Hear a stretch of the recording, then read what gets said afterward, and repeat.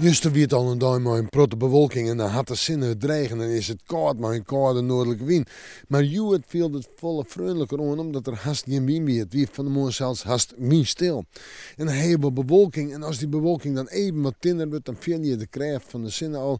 En als de zinnen er terug is, viel het warmer aan dan de temperaturen aanhouden. Wel, de komende dagen staan in het teken van simmertemperaturen, maar het wordt ook minder stabiel. Joen en vannacht.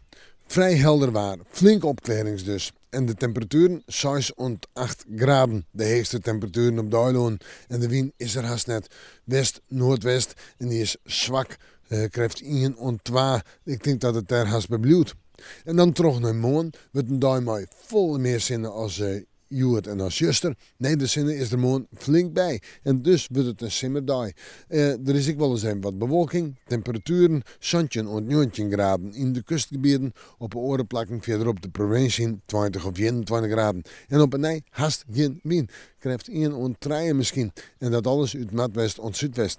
Dan terug naar de orendagen. Baasje, ja, een dag met simmertemperaturen, 21, 22 graden, maar letter in de middag en in de ochtend en in de nacht een bui of buien, kan ik beter zeggen.